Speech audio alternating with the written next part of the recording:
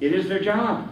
It's everybody's job. You go to a representative and a senator or a township supervisor, and I guarantee you, if you give them a copy of the Constitution, you ask them if they've read it, more than 90% of the time you're going to hear no. How in the world can they do their job if they haven't read the document that controls it? Why do we let them get away with it? Go to your township supervisors meetings. Do that. Experience that. You know, you can take your county back or your township back really easy. How many supervisors are in your township? 3 or 5? So you got to have 2 seats. 2 beats 1 every time. Oh, there's 5. Well, you need 3 seats. Washington, you got to have what? A majority of what? 435? Really hard to do that. But you can take that county, and by the way, the county commissioners, there's 3 county commissioners, right? 2 beats 1 every time. Is this a Republican or Democratic county? Republican. So you got 2 Republican commissioners and you got 1 Democrat. And I know that Democratic commissioner is frustrated, really frustrated, because 2 beats 1 every time. So if you want to control the county and get the sheriff a raise and get him more deputies and do all sorts of stuff, get control of the county commissioners and make them do their job. And if they won't, replace them. Now, if they don't do the job, by the way, the sheriff has the authority to fix that problem, but I suspect that he won't. Unless it gets out of hand. And then I encourage the sheriff to do that. We, what? Does the Declaration say we tend to suffer suffering while suffering is sufferable, or something to that effect? At any rate, the answer to your question is we have to do it. We really have to do it. On the website, County Sheriff Brigades of Pennsylvania, the address is sheriffbrigadesofpenn.com. On the home page, you can click on the sheriff, or down at the bottom it's about a posse. That links you to a paper that I wrote about posses, and then links you to Sheriff Joe Paya's posses in Maricopa County, Arizona. They've been around since the 40s. He's got over 3,600 full-time posse people, volunteers. All right? And it's really interesting. The funniest one is they have a retirement home called Sun City. Actually, they've divided. They're so busy and big, they got 2 posses out there. Anyway, they have these posses. These guys dress up in uniforms. They got a badge, and then they do walks around, and they see a problem, they call the sheriff, and the sheriff comes out and takes care of the problem. All right? So there's a lot of things that we the people can do to get order back into our lives. We've got to start with our own selves. I would really encourage you not to fear going to jail. Hopefully, the sheriff will be a constitutional sheriff and won't let that happen. But unfortunately, the other reality is there's a lot of cops out there who don't have a clue. They don't have a clue. They got a gun. I told one who had me in his back seat once, he had a tattoo gargoyle on his head, right? And I said, you know what's really scary? And of course he said, what? I said, they give people like you guns.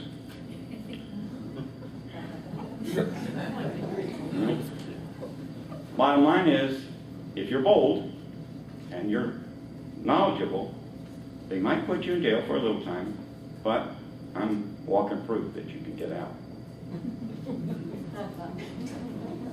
All right? Any more questions? Yes. I just want to, not to veer off the sheriff's issue real quick, but concerning this House Bill 357, we know that there is a lot of problems with over there in Harrisburg with even the chair believing that the supremacy clause of the federal government supersedes anything they think, you know, they might be able to do about even bringing this bill up to the floor. I just wondered, you know, if we're all going to be calling pertinent people to get this thing up for a vote. First of all, people in the judiciary are usually attorneys. That ought to give you the answer to the problem. All right? There are some good attorneys, but they're really far and few between, and they really don't study the law. If you get on the website and read my paper, No Such Thing as Case Law, I explain how that got changed. and prove that the judges can't make law.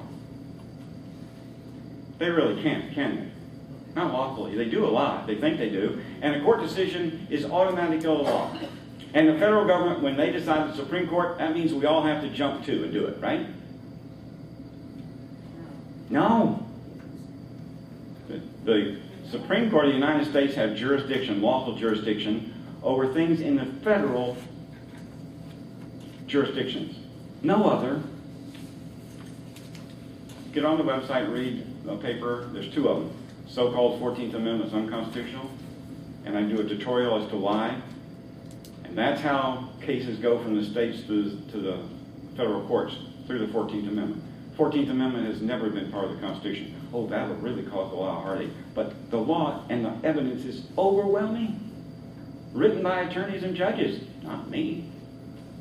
All right? History proves it. So that's on the website. You can read that. We handed out a paper 2 weeks ago, I guess it was. No, 4 weeks, a month ago. They're coming for our guns and ammunition. I wrote that with respect to the next one. And then the next one I wrote, I bet it Say It Isn't So, Joe, when they proposed all these executive orders and his Obama's 4 remedies, right? No authority whatsoever. And if you want to start learning it, I just finished one, which won't be handed out. There's also another one on there that you should read. It's our right to bear arms is a God-given right, where I take on Justice Scalia and his absurdity. And with respect, you can't have anything but things you can carry. You can't have a cannon. You can't have, he said, well, when we have to deal with these shoulder-mounted rockets, we'll have to deal with that sometime in the future. I thought he was an original intent guy, I really did. I lost a lot of respect. So I take him on. Why did they put the provision of right to bear arms in the Constitution? Anybody tell me? Yes. Protect us against a government gone mad. They were fighting a war, just got finished fighting a war. In the Pennsylvania case, we're fighting it against government tyranny. It has nothing to do with hunting and target shooting. And you can have any gun, any weapon that the other side has. How stupid would it be to go to war with somebody, this tyrant, and oh, by the way, he's got a tank which is fast and jet planes, and you can't have that? It's like going to a gunfight with a knife. It's stupid. All right? You have the right to have the same weapon that the government has. But they don't act responsibly a lot of times, so you have to be responsible. That's what liberty is all about. You have the right to have any and every gun or weapon that the government has, because the reason those provisions are in the state constitution and the federal constitution is to protect you and your family and the community from tyranny by government. Because the framers had just experienced it, knew that that's what's happened throughout history. Governments get tyrannical. Go back to the Roman time. How many people died because they were disarmed? Go to Germany. What did they do there? Every time tyrants take over, they disarm people. Every time they get ready to disarm, they register everybody. Don't let it happen. All right? Any other questions? And I know we're running out of time. One more question. Yes? One question is, why is he trying to allocate and get permission to use drones? Well, that's the newest toy, isn't it? All right? Because we can't have one of them. Yes, you can. I just told you. Now, maybe you don't want to believe me. That's okay. But think about the logic. If the government can have something, you can have it. I wrote in this paper, you can have a tank in your driveway, loaded, ready to go, always being responsible for its security and proper use. All right? Don't let somebody in government, particularly attorneys and judges, say, we can't do that. I didn't answer the question on the Supremacy Clause, so if I could do that. All right? The Supremacy Clause. What do they usually use? They use the Welfare Clause, the Commerce Clause, and the Supremacy Clause. The Supremacy Clause says that those things in the federal Constitution that are the same things that are in the state constitution. That particular authority is superior at the federal level. If they don't have it at the federal level, or it's made up by a bunch of attorneys and judges, they don't have any supremacy. And if the law is unconstitutional or misapplied, it's not a law. And they say, oh, you're going to break the law, right? If it's not a law, you can't break it. All right? So the point being is, who determines, and I say you and I do, and if we choose to do that, then I think we'll be a lot better off. But the Supremacy Clause does not say that everything the government does, the federal government does, is superior to the states. Why in the world do you think they put the 9th and 10th Amendments in the Bill of Rights? The 9th says, if we haven't talked about it, it's the people's, right? And the 10th says the same thing. If it's not delegated to the federal government, it's retained by the states and the people. All right? So the 10th Amendment was put in there to forestall what the people in the states saw the federal government was going to do, and that was to seize all power. There was no check. Now, if you want a good 10th Amendment case, Sheriff Mack won that in 1997. All right? This is a summary of that case. And it's applicable within the states, in your school boards, in your county commissioners, in the county level, in the state level. Read that case. We don't have time to go into it tonight. Have it back another time. But the Supremacy Clause is always is used as a rouge, just like the attorneys say, well, that's a federal issue, we can't do anything about it. I hear that constantly in Harrisburg. And of course, I turn around and say, pardon me, have you read the Constitutions? Do you really understand what you're talking about, Mr. Attorney? You're wrong. And here's why. If they have no authority to do something, the state has the authority, or you have the authority, or both. Right? So how in the world? Another one is treaties. That's another one. They're going to follow this gun ban treaty from the UN, right? Treaties are not superior to the Constitution. They are not. They are like statutes. You can think this through. How do you amend the Constitution? The federal Constitution. Either the legislatures of the states propose it, or the Congress proposes it, 2/3 of both houses. That takes a while. And then it gets sent out to the states, and either by conventions or the legislatures of the states, 3/4 of the states have to ratify it. That takes a long time. How do you do a treaty?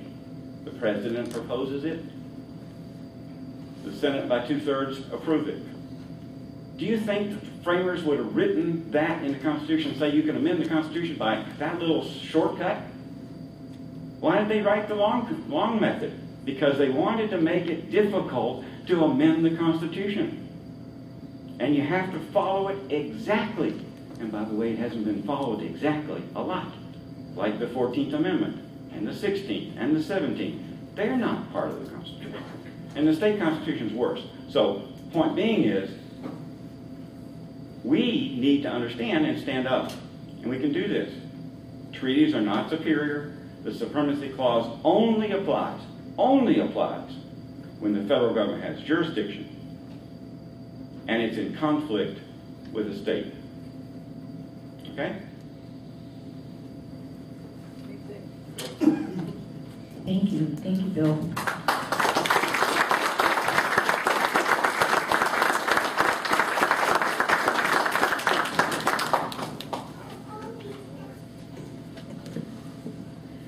Okay, hopefully we'll have a little bit more time at the end for more questions. So if you think of something, we'll bring Mr. Ryle and as well as the sheriff and Tom up here so that they can answer questions. We are grateful today to have our sheriff in Bucks County, Duke Donnelly, with us. We did invite sheriffs from surrounding counties. The Montgomery County Sheriff, Eileen Bear, was interested, but unfortunately had a conflict. The sheriff in Berks County as well. Oh, by the way, Sheriff Bear, how many of you are Montgomery County folks here? Okay, you might be interested to know that she has attended some of those meetings of the Constitutional Sheriffs and Peace Officers Association, and has actually personally spoken to Sheriff Mack. So I'm sure she'd appreciate a call and encouragement to actually join CS, whatever that is, Constitutional Sheriffs and Peace Officers, CSPOA. I don't think she's actually taking that step of joining it and making it that public, but the Sheriff of Berks County would have liked to have come, but he had a conflict. We also contacted Lehigh County Sheriff Rossi. They actually never got back to us. So do try to get back to your sheriff. We really appreciate Sheriff Donnelly taking the time to come and speak with us. He's been the sheriff here for 9.5 years. He was previously to that the chief of police in Lower Southampton and working in law enforcement in the city. So I've asked Sheriff Donnelly to take maybe 10 minutes or so to talk to you about the practical role of the sheriff, how he sees it from a gentleman who's been doing it for some time now. So Sheriff Donnelly.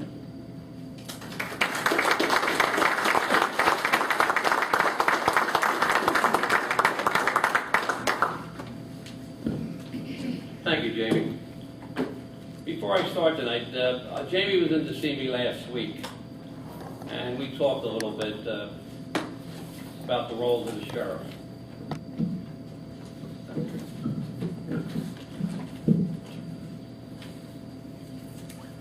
And one of the things I want to give out tonight, if I can, I didn't bring it, I don't think I brought enough copies for everybody, is one of the papers we came out with is Jamie asked me how I felt about the Second Amendment. And obviously I told her I took an oath of office. I took when I went into the service. I took when I joined the Philadelphia Police Department. I took when I joined Lower Southampton Police Department, and I took it since I joined the Sheriff's Office. I took it 3 times now. Once when I was appointed, and twice since I've been elected. But this is just I just wanted to get it out to Jamie and let her know. And it says, to whom it may concern, as the elected sheriff of Bucks County, Pennsylvania, I recognize the primary responsibility of law enforcement is to protect the citizens and preserve individual rights and freedoms. In accordance with the Second Amendment of the Constitution of the United States, I believe the law-abiding citizens have the right to own, possess, and keep and bear arms. I will not support any effort to infringe upon the constitutional liberties of responsible citizens of Bucks County. So I just wanted to get that out there before anybody asks.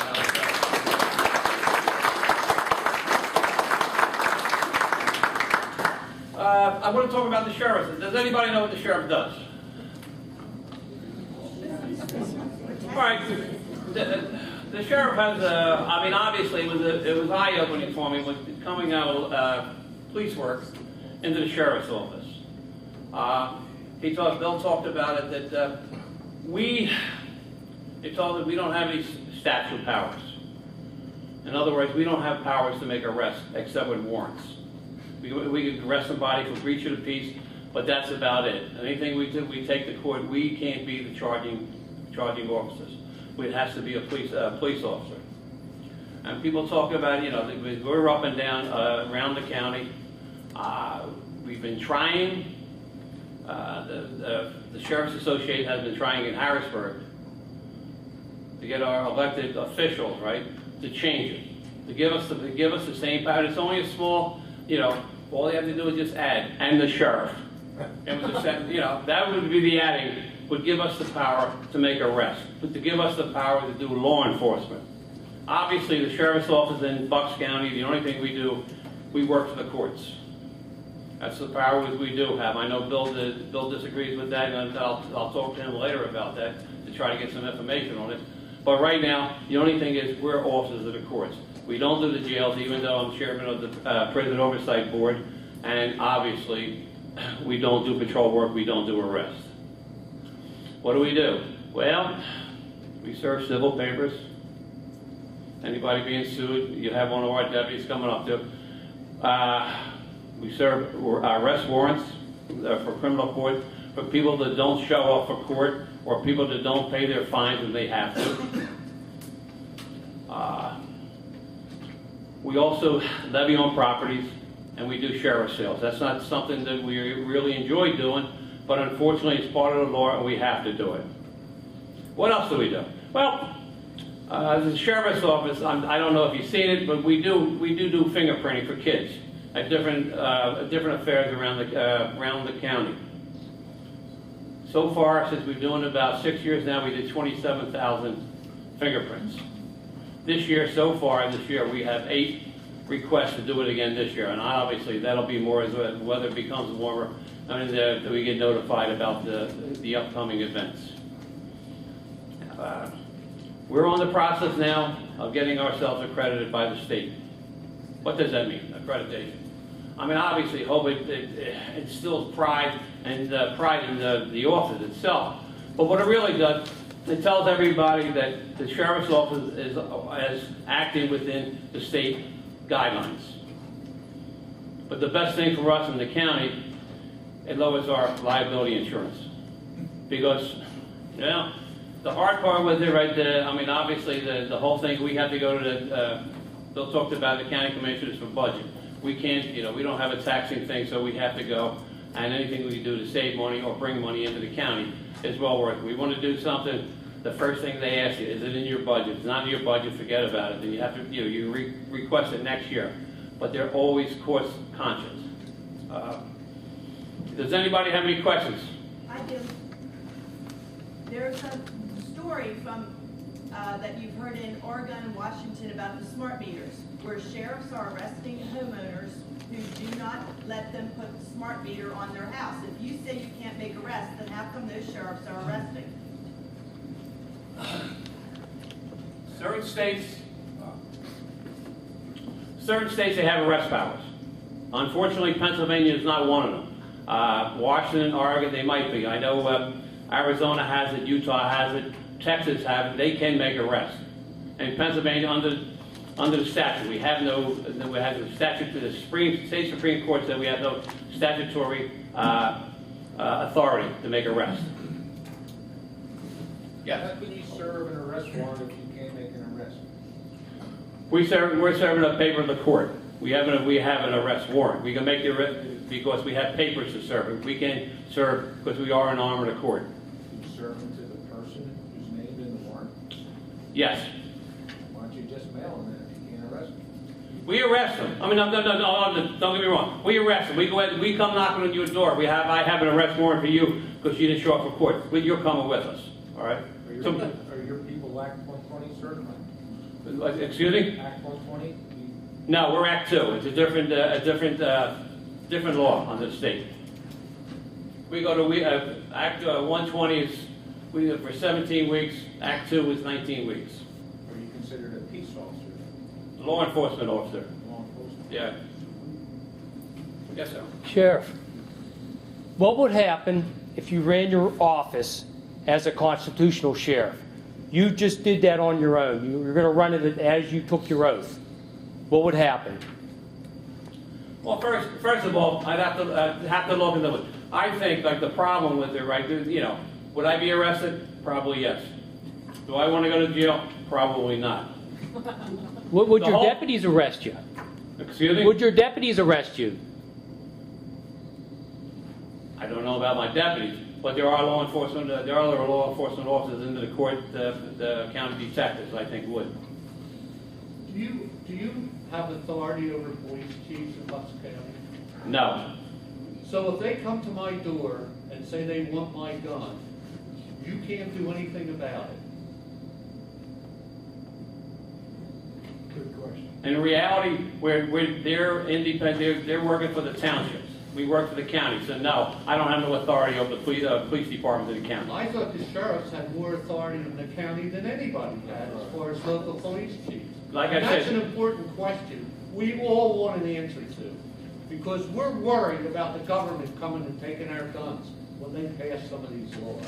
That's right. I'll tell you right now, as long as I'm sheriff, there will not be a deputy sheriff in Bucks County taking your guns. I didn't say a deputy sheriff, I said a police chief or a policeman in Quakertown, as an example. Well, the whole thing, I don't have authority over them. Why not? Who does? Who does? The township does. No, I thought the Constitution said you did. We don't. You say, I told Bill I want to talk to him about it, you know, he told me he talked to him about it, but right now, I don't have it. Talk about it, somebody better understand what the law is in this state. You don't understand you have the authority to do that? I don't have the authority. Where does it say you don't have the authority? It's under the statute. We have the state Supreme Court that says we don't have the authority to do this. We're not statute into the laws. Where does it say it in the Constitution of the state? I might not say it in the Constitution of the United States. I mean, in the state. But unfortunately, we do follow laws. We are a nation of laws. I mean, obviously, we disagree on them. We can get the laws changed. We get the legislatures changed. If we change the people we're elected. If the law's unconstitutional, you can't enforce it. Excuse me? If the law's unconstitutional, you can't enforce it. Well, if the law is unconstitutional, we won't enforce it. I mean, obviously, I took the oath of office, and the Constitution is uphold. We can't, you're not going to go against it. Yes, sir. Just curious, how many concealed carry permits have been issued in Bucks County, and how many troublemakers have you had? Or who may have abused them? Well, last year we did 9,200. That was 2,200 more than the year before. This year, I think we'll probably go up at about 11,000 by the end of the year. The first couple weeks of this year, well, the first 12 days, we did 1,300 license to carry. What would cause a concealed carry license or permit to be revoked? If you got arrested, breach of the peace, where if somebody was a habitual, I'm just going to say, somebody was a habitual drinker, and you have your gun on you, and you're constantly getting. I'm not saying you're pulling the gun or anything like that, but just have the gun. You start troubles in bars and stuff like that, where the police are getting involved. Otherwise you don't. Normally, it would be you'd have to commit a crime to get it revoked. Okay, if I brandish my pistol, do I become automatically the aggressor? It all depends what you banish your pistol for. Where does state police fit in? The state police are an independent law enforcement agency. The state police, unfortunately, not that I want to say anything about the state police, but when the sheriff's office goes to Harrisburg and tries to get that statute changed, we have law enforcement powers. It's the state police and the chiefs of the police that fight us. Okay, folks, we're going to stop the questions right there if we can, because I do want to give Tom a few minutes, and then hopefully we'll have a little bit more time for further questions. Thank you, Sheriff Donnelly.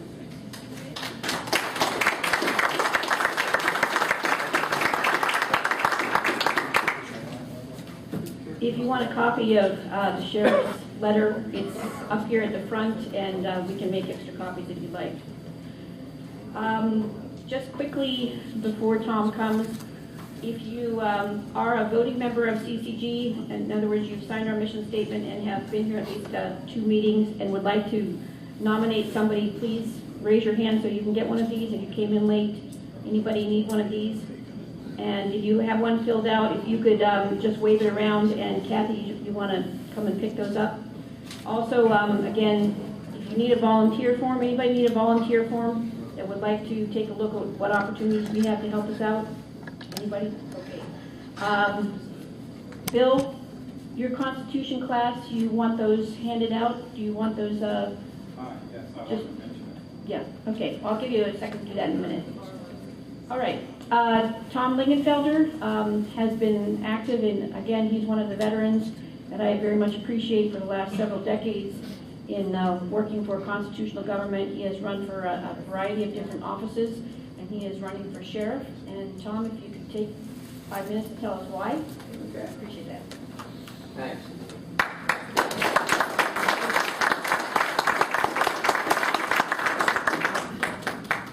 I have 4 pages here, but I only have 5 minutes, so I'm going to skim over. You get an extra minute. Yeah. We can't hear you. First of all, I want to say I agree with everything Bill said. I've known Bill for 25 years. I think we used to argue a little bit 25 years ago, but not much since then. In fact, the last time, I think he was at a meeting, a banquet, I was doing the talking, he was doing the listening. But I was talking about the Declaration of Independence.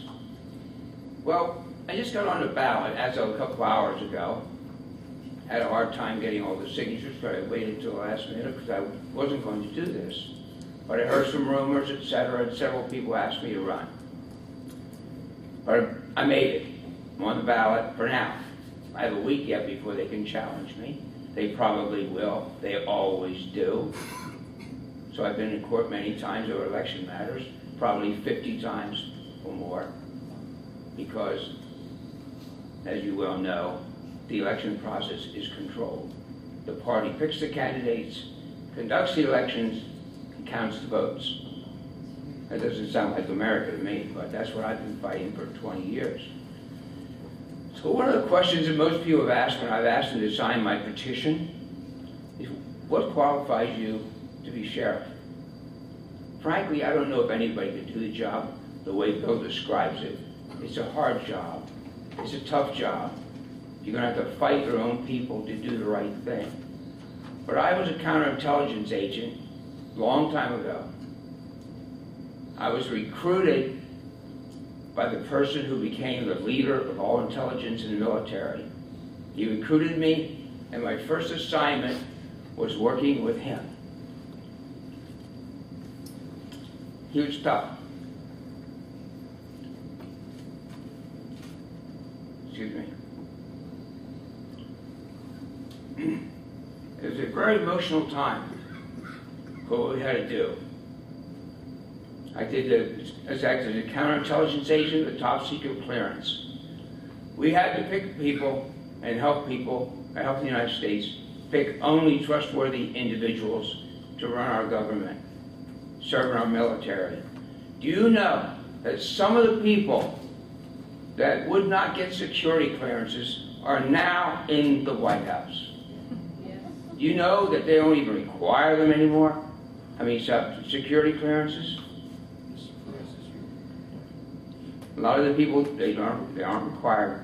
When I was a secret special agent, everybody needed one. I remember doing an investigation of one of the top federal judges in Pennsylvania.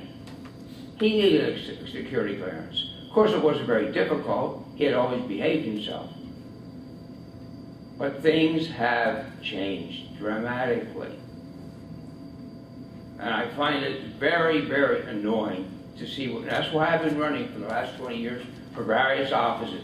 People say, there's another criticism, oh, you run for every office. You know why I do? Because nobody else does. How many times was I the only competition in the whole primary? That might happen this time even. I think that's disgusting. They pick the candidates, they conduct the elections, and they count the votes. There's one thing that's really important to me. I've been handing these booklets out for about 10 years, 15 years. Like Bill, when he started doing what he's doing, I was called a kook. Here comes the kook handing out the constitutions. Now everybody wants them. There's a change. People are talking and talking and talking. That's good. It's a good start. But who's doing it? Nobody. Very few people. Very few people would even help me get on the ballot because they're satisfied with whatever's going on. Well, I am not satisfied. I think we can do better. I think we have to start somewhere. And when I first understood, had an enlightenment, I got involved in politics 20 years ago in Bucks County. And when I figured out what was going on in the county politics, all of a sudden, it all fit in with all my historical background, my Army intelligence training. The county operates in a very criminal way.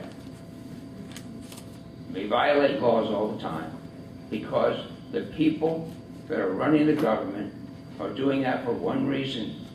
They want the power over you and the power over the money. But as soon as I understood how it works, I understood Harrisburg and the federal government. It all works the same way. It's all about one thing. Evil people using stupid people to control the ignorant people. The ignorant people are dangerous because they might learn. Stupid people, they do what they're told. Very good example, Hitler was the evil person, stormtroopers were stupid, and the people were ignorant. And what do you do with ignorant people when they learn something? You get rid of them, and you take away their guns. One of the first things that ever happens. So that's basically why I'm running for sheriff. Because I began to realize, mostly through Bill, for the last 25 years, he's been preaching this for years and years. It starts here. The sheriff is supposed to be looking out for your rights. Somebody has to. If he doesn't, who will? I've been in court many times. Nobody ever looks out for my rights. I have to fight for my own rights. One little side thing here, Bill was talking about God and the Constitution. No Declaration of Independence mentions God 3 times. You wouldn't know that from what you hear in the news. One thing I always thought was important, I think Bill and I talked about this a couple weeks ago. In the Declaration it says you have unalienable rights. Thomas Jefferson, he wrote in one of the drafts, inalienable rights. John Adams recognized it was a mistake. It should be unalienable. Unalienable rights are universal rights. They come from God, the Creator, or Mother Nature, whichever one satisfies you. They are there. The rights are there. You may be deprived of them sometimes, but they're there. Inalienable rights. Now you watch when you see people write about the unalienable rights, they'll insert inalienable rights sometimes. In fact, a lot of dictionaries will tell you can be used interchangeably. Not so. Unalienable rights from God. Inalienable are rights given to you by government. They can be taken away. Unalienable rights can never be taken away.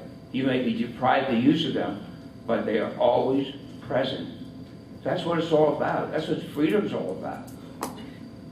It's very simple. And that's why I'm running for sheriff. That's why I run for every office I've run for. I hope I don't have to do it again. I hope I can stay on the ballot this time, but I've been thrown off the ballot 11 times. People think, oh, you always run. I always try to run. 11 times I was thrown off the ballot. Not once was it legally justified because I was a pain in the butt. To whom? Not to you. So that's why I'm here. And if you want to support me, pick up one of the constitutions, has my phone number on it.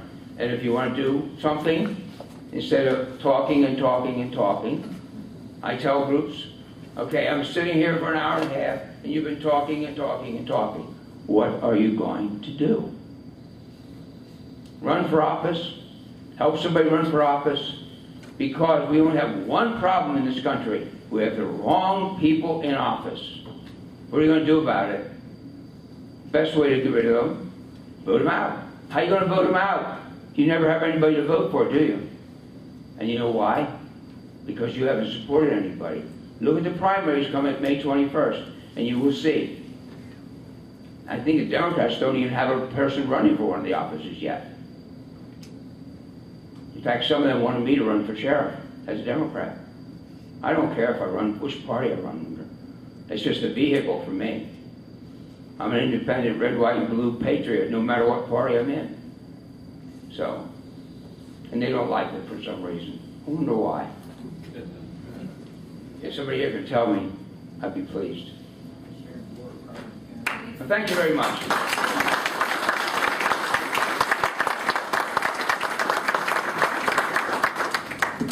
Okay, we have time for just a couple of quick questions, and then we've got to adjourn. Glenn? I've got one question for this man. Yes, Tom? Tom, you're running for sheriff for this area, right? Correct. May I ask you to stand up and ask him that same question you asked the other gentleman, sir?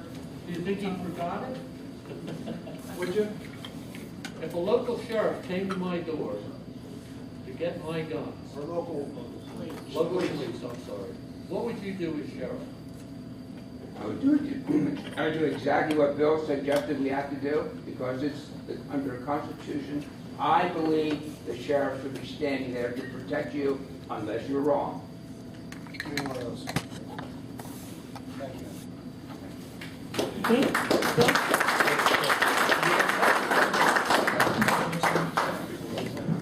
Yes, question? I have a question. So, I mean, that's my greatest concern. That's why I'm here tonight. But if he doesn't have, as the sheriff, as it stands now, does not have jurisdiction to make an arrest, and there's a local police or warship colonel agent breaching my door to confiscate firearms I'm not willing to register or relinquish, what could that sheriff's department do, even with good intent right now? You can go to court for you. I believe I would file a lawsuit immediately. Well, But at that time and point in motion, like we saw in New Orleans, I don't have time to file papers. Yeah. first of all, in all due respect to Sheriff Donnelly, the sheriff is the highest peace officer in the county. If you want to believe the liars and not do your job and accept whatever they tell you, and to get a statute to tell you that you have authority within 5 miles or 500 feet of the courthouse, I fought 2585 last session to stop it because it was putting the idea that the sheriff was in a pigeonhole and didn't have authority over the county. The county sheriff has jurisdiction over the entire county, and nobody can change that except the people. They've tried to do it, and that's why they create these little fiefdoms in the townships, and the state police come in and think they're the top dog, and he's absolutely right. They're fighting like crazy to keep that power. They don't have it lawfully, and if the people just say no and start standing up together and understand the law, the sheriff is there to interpose himself between you and any lawbreaker. And when somebody comes from the federal government or the state government or whatever to take your guns, I don't think the statement of the Constitution is unclear. The right of the citizen to bear arms in defense of themselves and the state shall not be questioned. Shall not be questioned. Every gun law is unconstitutional. So, do we need to be talking to our legislators to get them to give the sheriffs back the They power never- or they change never lost those it. statutes? They never lost it. They can't lose it. I wrote that in the paper and give you the sources of people who understand what sheriff's duties are and their responsibility. The only way to diminish the sheriff's authority is by constitutional amendment. The courts, the legislature have no authority whatsoever to diminish them. They can increase them, but they cannot diminish them. Right, but they have made an effort to do so. Oh, So aggressively. shouldn't we put pressure on our legislators to do whatever they can at that level to First of all, make it I would instruct the sheriffs and clear? everybody else, don't listen to attorneys who are working for the Sheriff's Association to try to get legislation that puts them in a box or a cubbyhole. I'll fight it again because it's wrong. All right? They already have the power.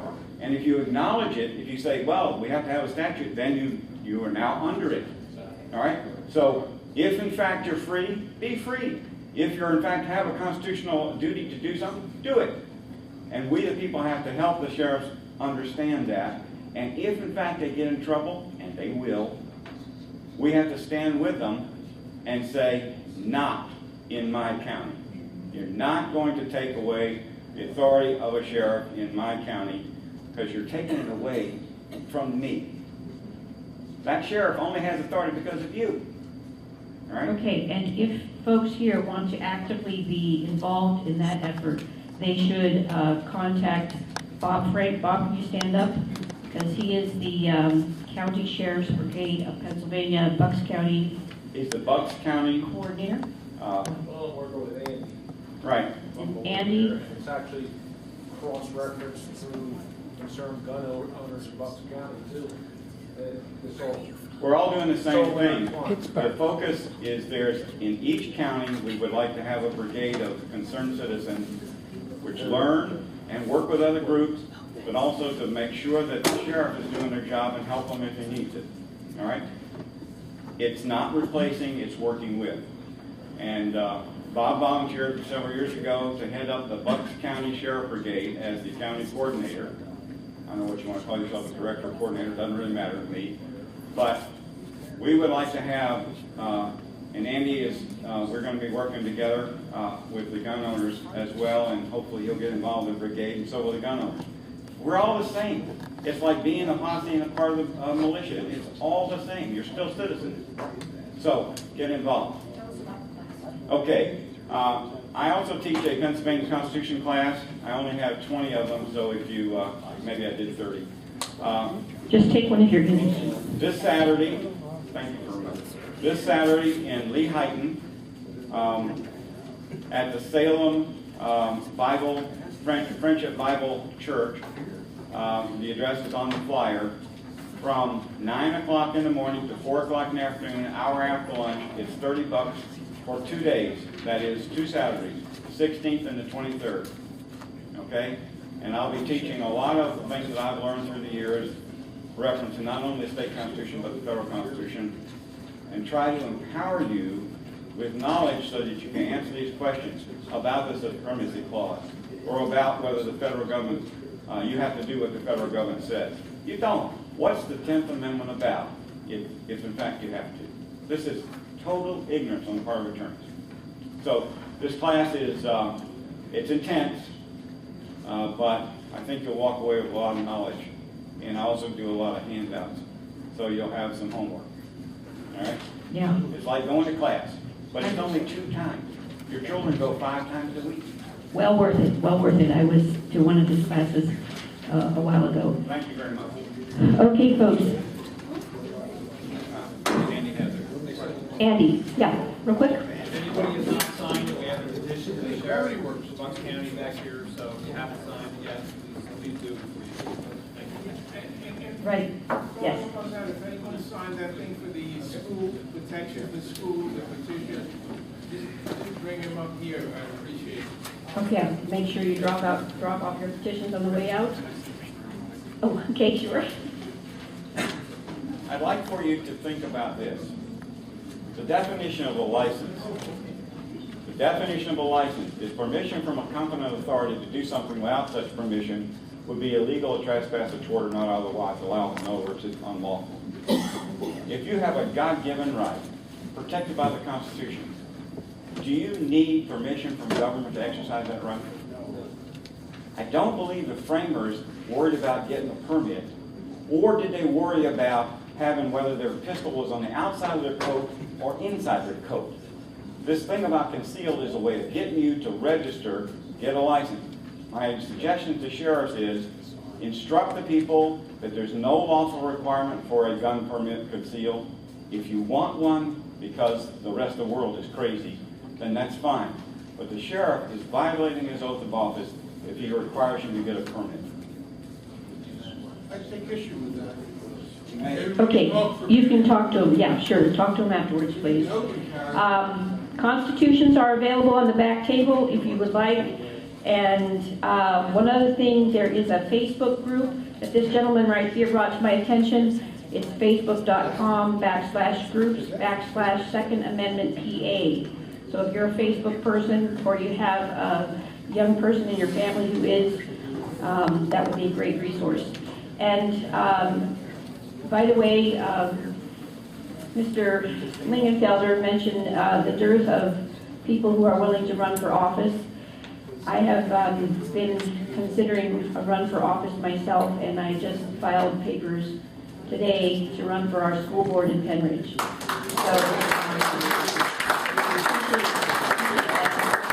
thank you. Pray for me. One more thing to do, but if you would like to support me in that, even if you're not in Penridge, do more for CCG, and then I can do less here, and I'll have more time for that. But thank you very much for coming. We look forward to seeing you all on the second Tuesday of April. And our treasurer is in the back there. Wave your hand around, Jerry. We just want you to know we don't collect money because they have rules against it here in an official way, but she does have deep pockets, and we do have to pay for this room. So thank you for helping us out. God bless. Great week.